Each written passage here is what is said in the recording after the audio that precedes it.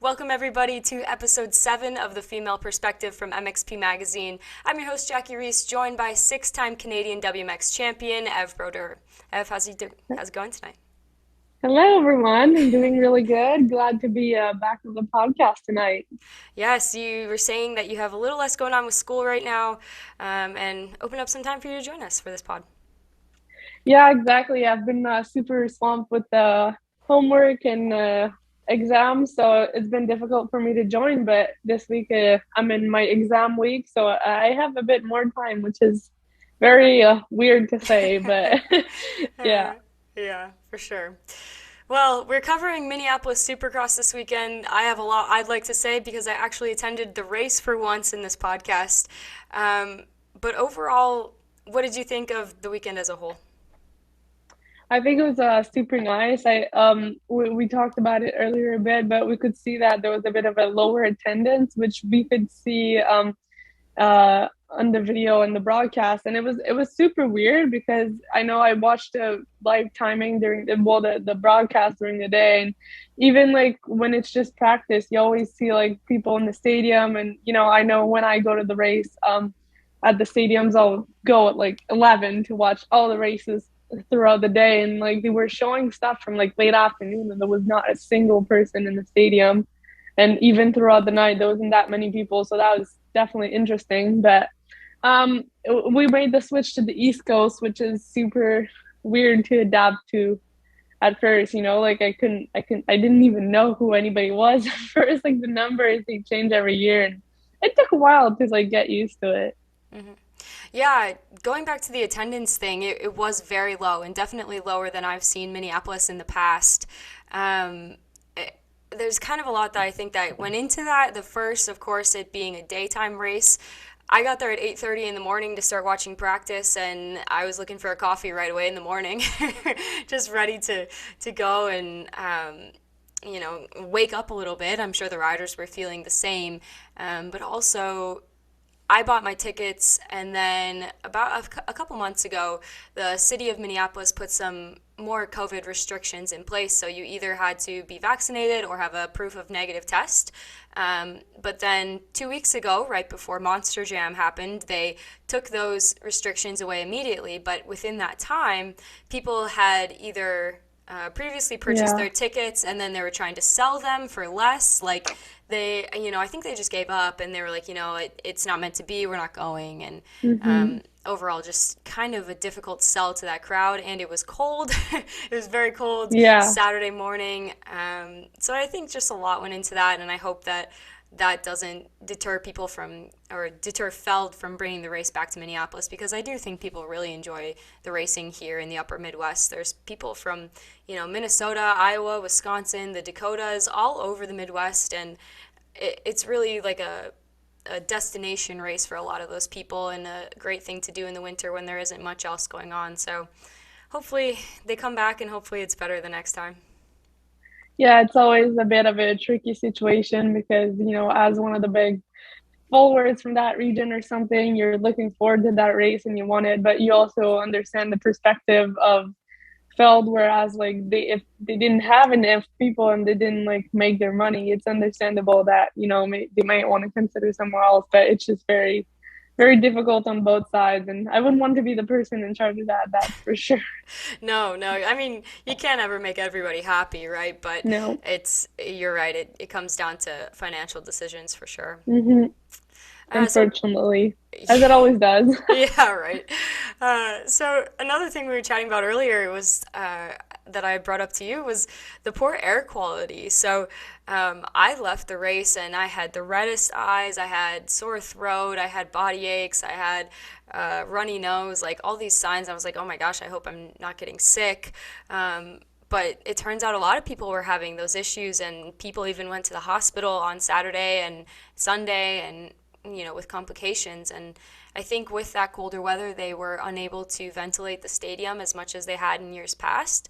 So the stadium has come out and said that, all of the carbon monoxide detection was within range and nothing had overpassed any chemical readings that they were taking. But I think just the combination of the fumes and maybe the dust in the air. You know, a lot goes into irritation for people like that, but it was overall just a lot of people leaving not feeling the greatest after that race.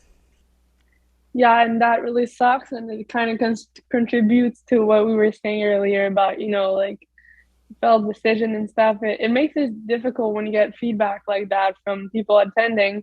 But it also must have been like, I'm sure they got a ton of feedback about that from the riders as well. Because, like, can you imagine if, like, sitting in the stands, it affects you that much when you're doing like a full moto breeding so fast and stuff, like how much it affects you and your performance and your ability. And, maybe that was the cause of some of the issues we saw throughout the night. But I guess we'll never know, but it definitely had to play in some part. Yeah, yeah, it definitely didn't help. Yeah, that's for uh, sure.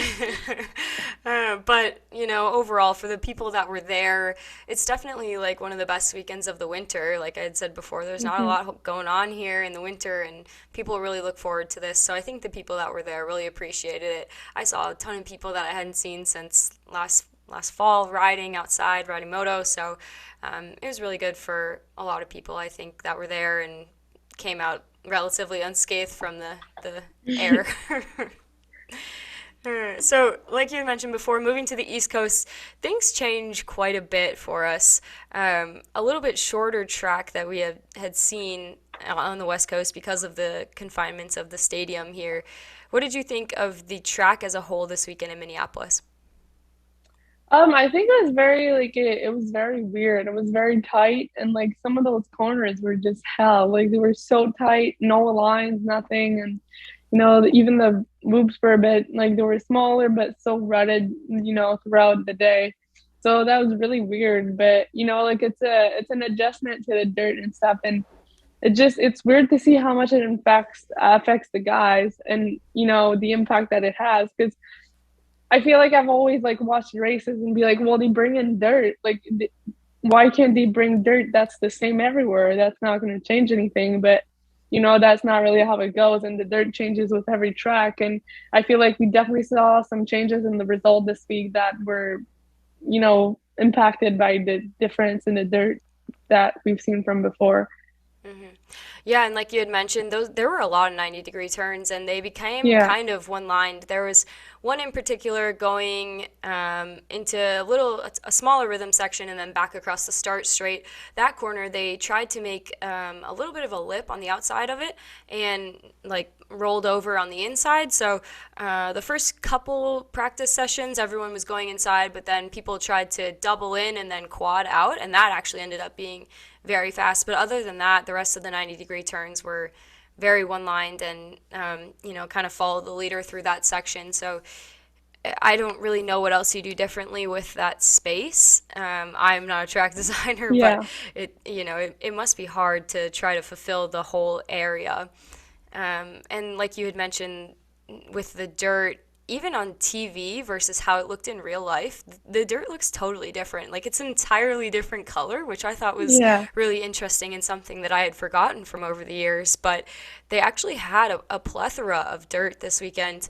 Um, they saved some in between a couple sections of the track, and they were able to take from that pile of dirt and fill in the whoops when they were grooming them between qualifying and the night show. And, um, you know, that big triple, so it was the whoops into that big triple, they were able to extend that landing a little bit and make it a little bit more gradual because there were guys going off of it left and Hmm. right.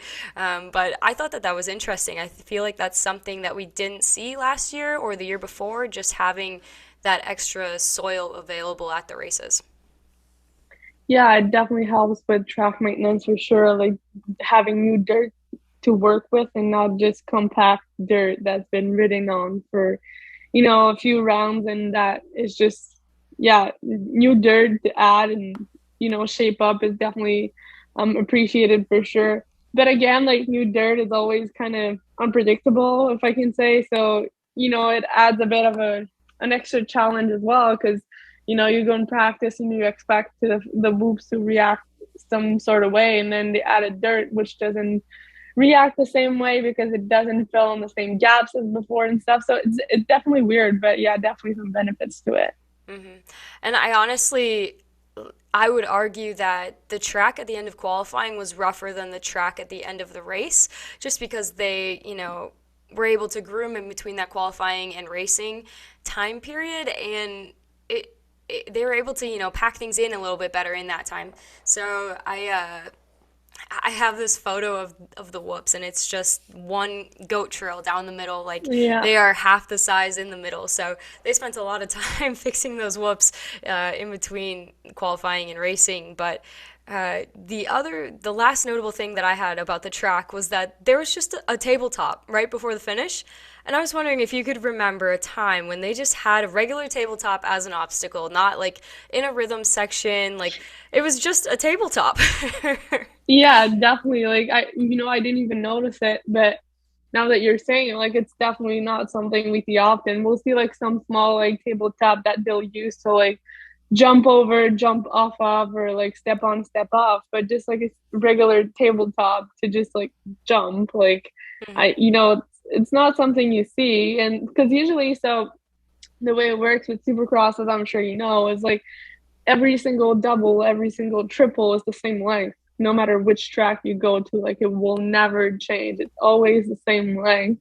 So I think that's why I did never do any tabletops, because what's the point? Like, the guys are so used to knowing what speed you need to come up at on the triple that there's like they don't need to gauge it with a tabletop. Like they just know. So yeah, definitely weird, but I'm guessing for some of the guys that maybe weren't as prepared as the other ones for Supercross, they must have liked that section for sure. Yeah, right. If this was your first Supercross race, you're like, all right, I got that down. Yeah, Like, it'll be one fine. down, 15 to go. Exactly. And honestly, like the lip on that thing, you could have done a backflip off of it. It was really meant to slow you down a lot, and I think they gained that because it's hard to slow down the lap time in a space that's that small. Yeah, for sure. So, Canadian highlights, we had three Canadians trying to make their way into the 250 East Series here. Tanner Ward was the most successful of the weekend, qualified into the top 40, seemingly pretty easy from watching him. I was watching him all morning, and he looked like the least sketchy guy in C practice to me. He was always really in control and really smooth. But unfortunately, I missed his crash in his final qualifying of the day. And aside from that wild ride, he looked really good.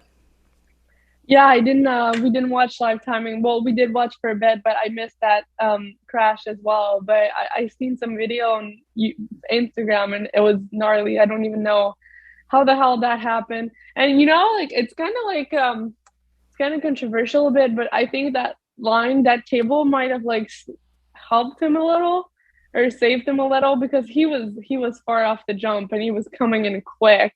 Yeah. And in some way, like that cable kind of slowed him down. So like it could have hurt him, but if it didn't, I think it helped in some way. Hmm. Like not a strategy you want to work on, but Yeah. but yeah, he looked really good. And for someone who hasn't done supercross before compared to like St-Cyr and all those guys, I think it was super impressive. And he put down like a really fast lap. Like I remember we were watching, and he was like the last one like getting qualified. They were showing like a top 40, and he was like one of the last ones. And then I blinked and he was gone, and I was like, oh, where did he go? And then we realized that it was because he jumped on like the first page in the top 20. So he went from like being like you know almost like in the back of the pack to being like first half almost. So yeah, that was really impressive, and I think it's only going to get better from here. He did much better than I thought he was going to be. I know the East Coast is like a very difficult coast, so he wasn't far off in any of the motos. So I think that's really impressive. Hats off to the Tanner. Yeah, absolutely. I mean, if I was him, I would be leaving proud of what I had accomplished. Mm-hmm.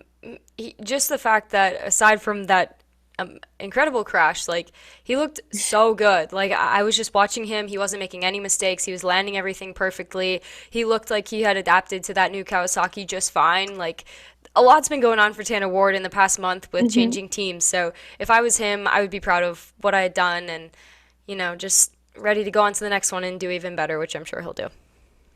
Yeah, and it was super cool because during the live stream during the day, I guess. We didn't have any sound on the TV; it was just playing in the background. But I know like they were showing him riding for well over 2 minutes, so that means like they talked about him, and he got some sort of like TV time for over 2 minutes. So I thought that was super cool. He's coming in from a bit like nowhere to them, and they don't really know who he is, and somehow he's still getting like that TV time and recognition. So I think that's really nice. Yeah, absolutely. I missed it as well, but that's great to hear that they're giving some Canadians some love on TV. Hmm. For sure, yeah. Next up was Julien Benek, who qualified 45th, just about a half a second away from qualifying for the night show. Oh man, he must be so gutted. He's so close, but I'm sure things will get better for him, like we said with Tanner, as the season goes on. Yeah, for sure. It's hard to be this close and not quite there yet. But I think Julian is still relatively young, and I think this is him getting experience, and it's only going to get better because he's going to learn so quick from that. And I'm not sure like what his training program has been, but this is the quickest way he's going to learn, and I don't think we'll be seeing that so often. I think it's definitely going to be easier for him to make it into the main for the next few rounds. Yeah, and qualifying in 55th is Guillaume St-Cyr. Is that how you say it? Yeah, St-Cyr. Yeah. St-Cyr. My French isn't very good here. Yeah. But qualified 55th. He's qualified for night shows before, so hopefully, like we had talked about at Anaheim 1, these were just pre-race, first race jitters for him, and he'll be able to turn around in Arlington next weekend. Yeah, for sure. I definitely have high hopes for Guillaume, and I think it's only going to get better, like I said, too, for Julien. But, the first round is always so impressive, and, a bunch of new guys. And it was so funny because there was also a bunch of, like, guys that usually race in Canada, but that raced there this weekend. But they're 450 guys, and somehow they were racing 250. And I know, like, I talked with my boyfriend for a few minutes, and he was like, is that Phil Nicoletti? And I was like, there's no way. Like, there's no way that guy fits on the 250. Like, it can't be him. Like, it just doesn't make sense. And so, like, we spent a while, and then at some point they showed him on the screen, and I was like, what the hell? Like, it's Phil, for real. And it's just, and then there was also Marshall, which we've seen on the 450 last year, so it was crazy. But, that it just goes to show the 250 class was stacked because those guys, still kind of struggled in some way, for the show and stuff. So I think Guillaume, he must have been a bit frustrated, considering he qualified before, but I don't think it's anything to be worried about. Yeah, for sure. And like you'd mentioned, not necessarily Canadians, but a couple guys who had raced in the Canadian series for a while. I think Phil did pretty good. He hasn't raced a whole lot of Supercross in a while. Same for Marshall. Like, I had Marshall in fantasy, so I was definitely watching him more closely than others. But I think he did pretty good for his first race in a few years. Yeah, for sure. Like I said, I'm just impressed about the 250 part, especially Phil. Like, I don't understand how that works. But yeah, he had said that he just needed to get some racing in before he went on the 450 for outdoors, and he felt last year he was just a bit behind on gate drops. So I think this was just a little bit easier of a way for him to get that in. Yeah, for sure.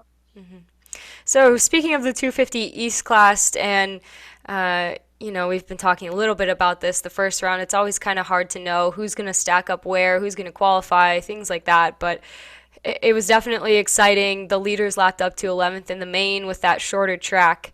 Who overall impressed you in 250 East at the first round here in Minneapolis? Do you think anyone will say anyone other than Jet Lawrence? Like, I think it's not even in question. He was super impressive, and we've seen him do some like good stuff before, but and we've seen his brother do nice results in the West Coast. But I was expecting him to do just what he said, and I was really impressed that he was able to put it together.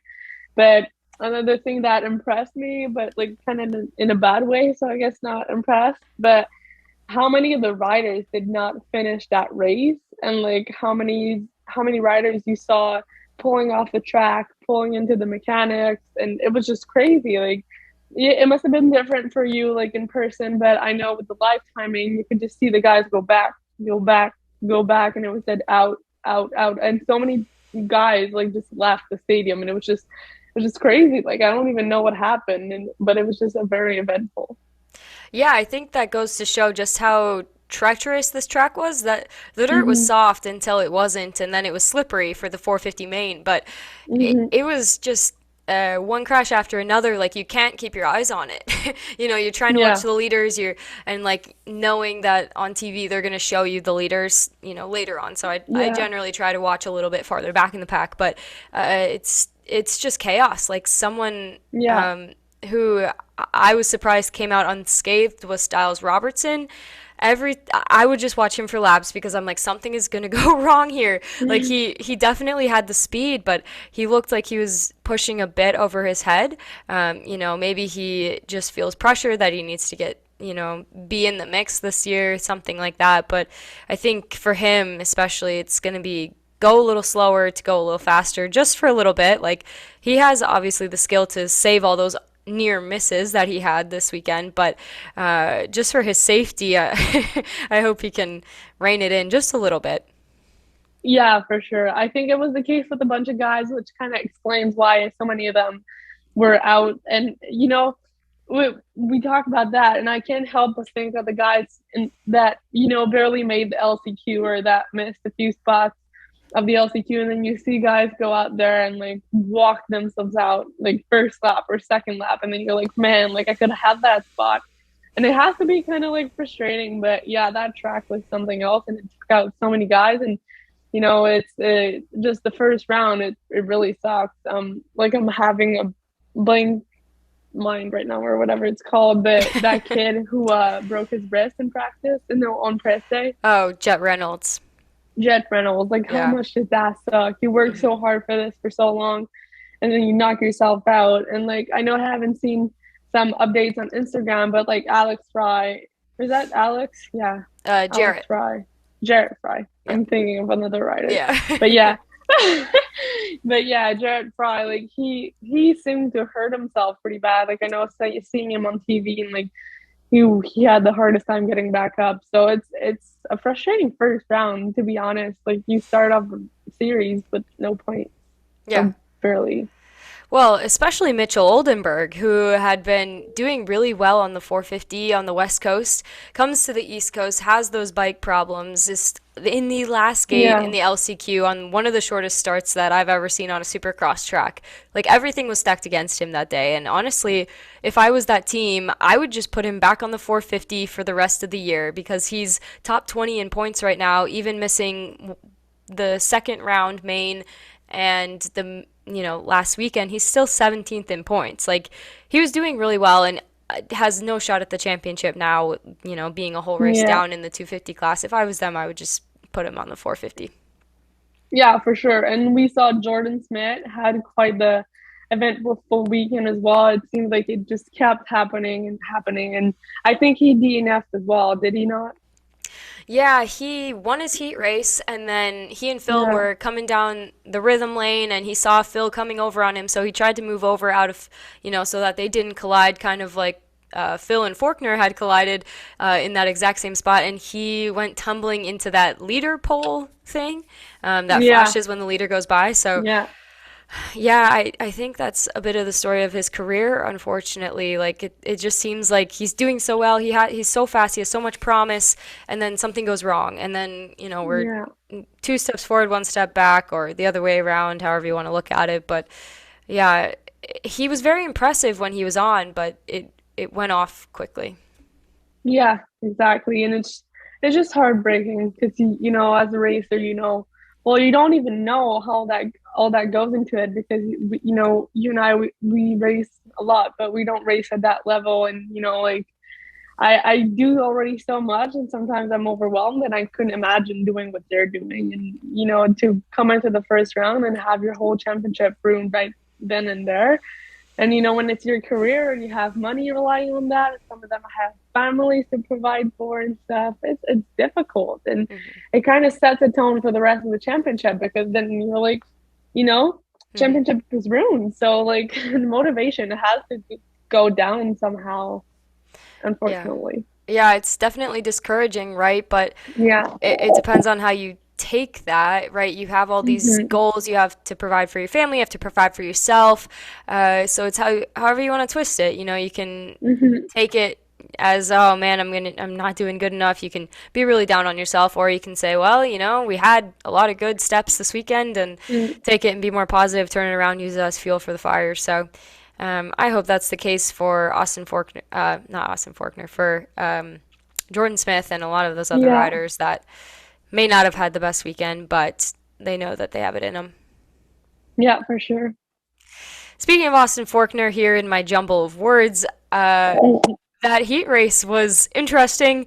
Colliding with Phil Nicoletti, he first makes a mistake in the rhythm section. Phil just gets by him, tries to pass Phil back and jumps underneath him, kind of into his line. Uh, Honestly, in that whole situation, sure, Austin Forkner probably shouldn't have done that, but I was just very impressed that neither of them crashed. Yeah, for sure. It was something else, and it's crazy to see those guys make that kind of move because then, well, it always kind of you put yourself in danger, and yourself and others, and you don't want to make it's such a dangerous sport, so it's hard for me to figure out why you would go into some you would put yourself in kind of a sketchy situation like that on top of it. But yeah, for sure, it was something else. Yeah. And rounding out the podium this weekend was Cameron McAdoo. Seemingly kind of quiet night for him. He looked fast all day, but wasn't out front, just really got the job done, which I think is a very viable tactic in the beginning of a series, just to be on the podium and be in contention. What'd you think of Cameron this weekend? Yeah, he looked good, but like you said, it was a bit more of a subtle performance. I think the most of the action in the 250 class was happening in the back with all the guys crashing everywhere. So for McAdoo, it kind of went by a bit more low like profile, but yeah, it's really good, and it when you win the first round of the season, you come in for the next one with high expectations, and then pressure's on you, and all the eyes are looking at you. You make a third the first one, you're still in the run for the championship, but then you've got a bit more room to lay back on, and you come in with a little less pressure for the next one. So I think it's a good spot to be in right now, to be honest. Absolutely. Who else do you think could contend for the podium in the 250 series this year? Honestly, it's hard to say. I really think it's going to be Jets game. I think we're going to see a bit like we saw on the West Coast with Christian Craig. I think it's going to be a bit the same with the Jet. Like I don't think he's going to be much touchable. Yeah, something that surprised me about Jet this weekend is that he never went out for practice first. He always went out last. And I don't know if he's just easing into it, having low expectations, or being just calm about it, but I kind of expected him to go out there, go out first, put down some blazing fast laps, and capture everybody's attention, show that he's the top dog, but he never really did that. But, Hmm. when the checkered flag flew, he got the job done and seemingly pretty easily for him. So I think you're right. I think he might run away with it, but there's always room for adversity in a series. Yeah, for sure. And it was just so nice. I don't know if you listened to his podium interview when he got off the track, but he came off the track and that guy was just super pumped. Like it's like he never raced, a moto. Like he didn't race a moto before because he was like there. He was just fresh as a pie, and like he was just so pumped, so happy. He was making jokes, like he's saying it was cold and stuff. So it was fun to see and refreshing. Hmm.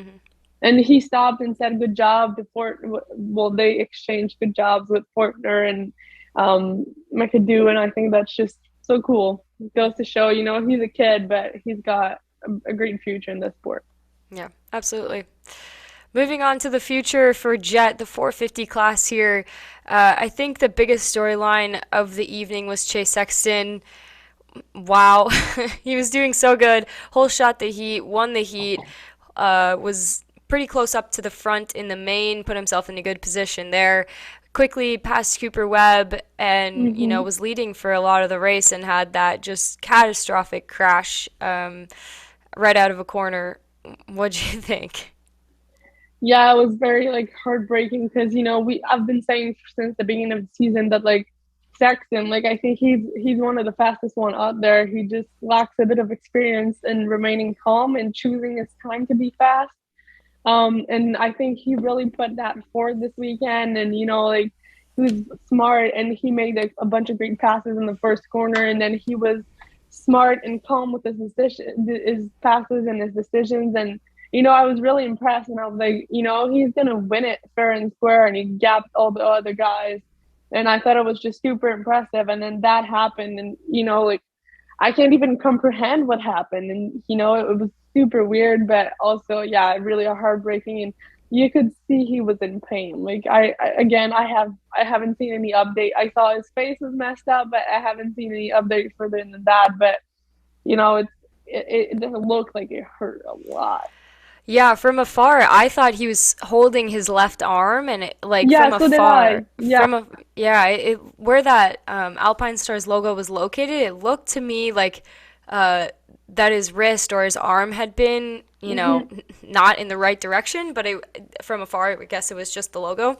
But seemingly today, he had posted that he was cleared by the neurologist to do some exercise, so he was going on a bicycle ride. And I don't know, if I was him, I would maybe take a couple more days off of, that gnarly crash. It's just, uh, he looked, like you said, he looked like he was in pain. And everyone in the stadium, I think, was watching him at that point. They weren't watching Jason Anderson at all once he, won the race. Yeah. Yeah. And I think even Jason kind of knew that, like, he won kind of by default. It was almost a last lap. Like he did not, he wasn't the one that was about to win. And I think he knows it was kind of like an unfortunate situation, which led to him winning.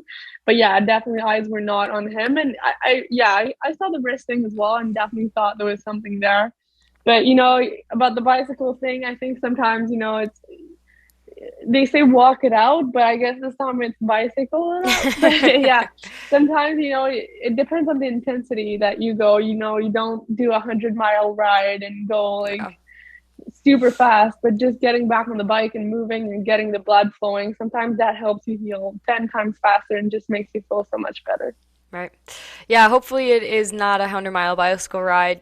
I know those No, guys I know those guys yeah, love to push the limit. they do that stuff, don't they? Yeah, yeah. So I hope it's just a recovery ride, like Yeah. get everything moving again. And unfortunately, this put him back to sixth in points. He was doing so well. He was holding on to third there for the whole Hmm. series, and it's still third is still not out of reach, but Malcolm Stewart moved into that third position. I would love to see him get third overall in the championship. Yeah, for sure. Like, it's definitely mixed feelings because I would love Chase to be able to get this podium. He's still so young, but then at the same time, Malcolm, he's been there for so long, and it feels like he's finally having a breakthrough. So I would love to have him get third as well. So we'll see what happens. Hmm. For sure.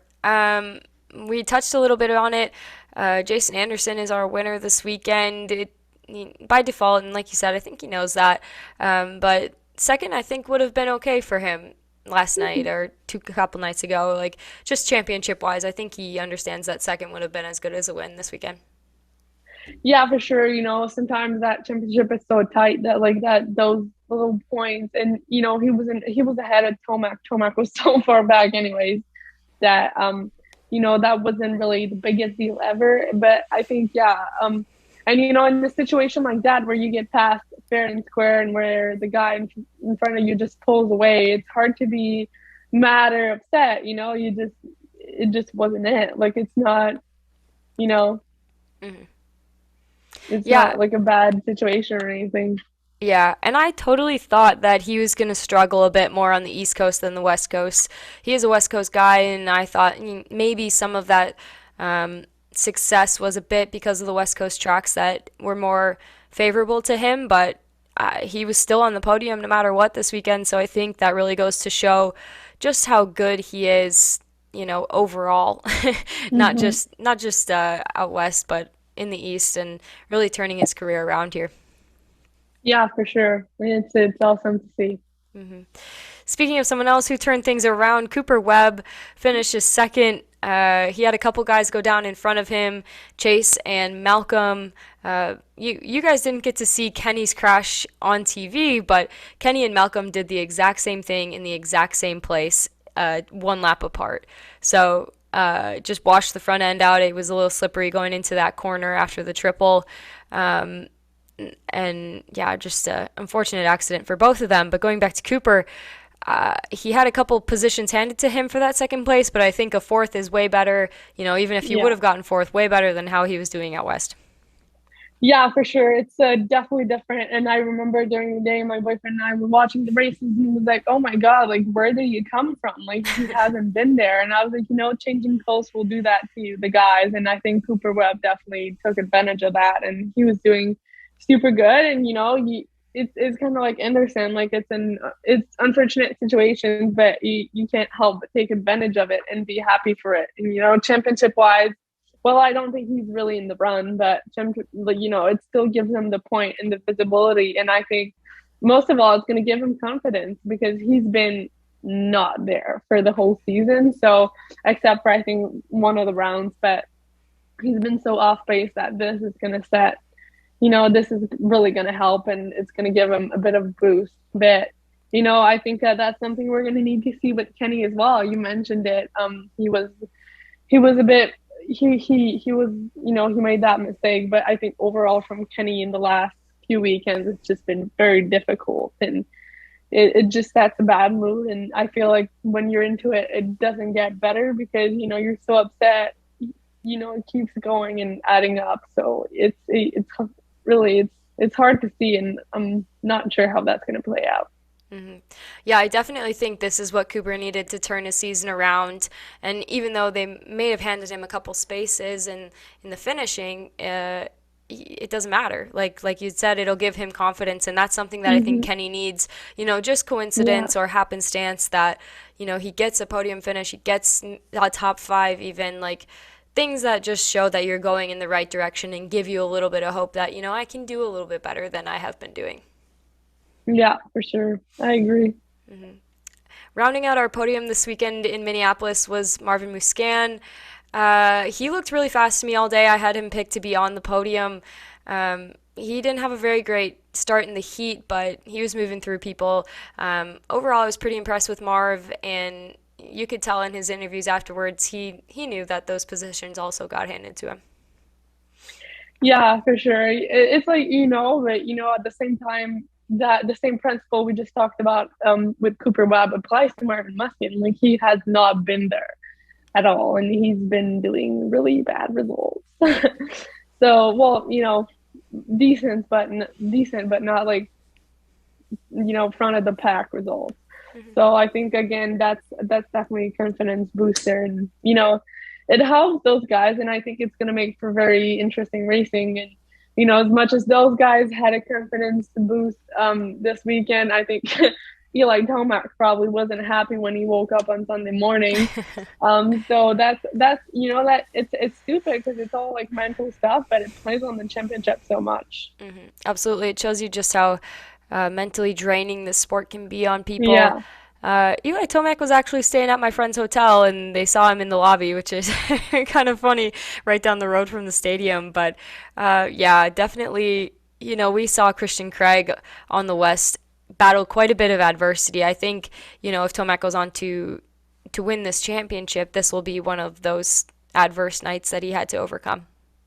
Yeah, for sure. And it was so out of its control, and it's very frustrating. And it's a fast class. Like to see someone like Eli Tomac take so much time to get back through the pack just so it shows how fast the pack actually is. And this is what makes for good racing. But like you said, I don't think that's what's going to cost him his championship, but it definitely kind of plays in your mind a little.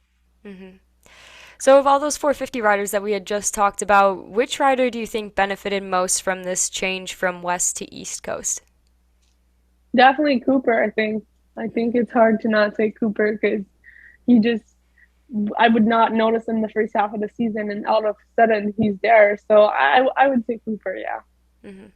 Yeah, I agree. And I think a lot of the KTMs looked a lot better this weekend, just Yeah. feeling more comfortable on the track. So I think that team as a whole, maybe not so much Plessinger, but, Tomac and, Webb and Marvin just feeling a little bit better on the East Coast Yeah. soil. And I know they've been having a bunch of issues with the bike, so maybe the East Coast dirt has been a bit more gentle on the bikes, I guess, or more fitting to the bikes. That may be it as well.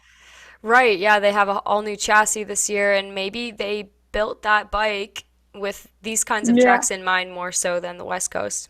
yeah, maybe like if they test it out in the East Coast, then maybe the bike was more adapted to the East Coast. Absolutely. So, in the overall points chase in the 450 class now, Anderson is only 3 points behind Tomac, which I did not realize until probably yesterday midday, and I was pretty shocked by that. Do you think that Anderson will hold the red plate at all during this championship, or do you think Tomac has it on lockdown? I think it's Tomac's game. I feel like he's a bit more, well, it's weird to say considering this weekend, but I was gonna say I think he's a bit more consistent than Anderson. Anderson kind of goes up and down. He's been mostly up this season, but typically he goes a bit more up and down than Tomac. But again, the East Coast, it changes thing, and this weekend was just not Tomac. So I think right now it's kind of hard to say. Yeah, for the sake of having an interesting series, I hope that Anderson holds the red plate at some point, but it is definitely Tomac's game to lose more nights like this, and Anderson could have the red Yeah, plate like that. So it's gonna leave quickly. yeah, exactly. So I hope, just for my sake as a fan, it becomes a bit more interesting here. And I would love to see Jason Anderson win another championship. Either one of them, this would be their second Supercross championship in the 450 class. So I think they both want it. It's been a couple years for both of them, and it would mean a lot for them to, win a championship, have a gap in their career, and turn it back around and have another championship later on. Yeah, for sure. I agree. Any concluding thoughts from Minneapolis Supercross? Not really. I think we covered about everything. I think the word hectic would sum it up, and it's nothing I wouldn't have expected, considering it's a change of coast and it's a change of guys and stuff. But I'm excited to see how it plays out. And in my head right now, Jet Lawrence just has that 215 championship in his pocket. But we've seen this weekend how quickly things can change. So I'm just excited to see. But yeah, I think it was an overall very hectic weekend. Yeah, I agree. I'm happy to have an earlier bedtime for these East Coast Yeah. races. I generally don't make it through the mains when they're on the West Coast.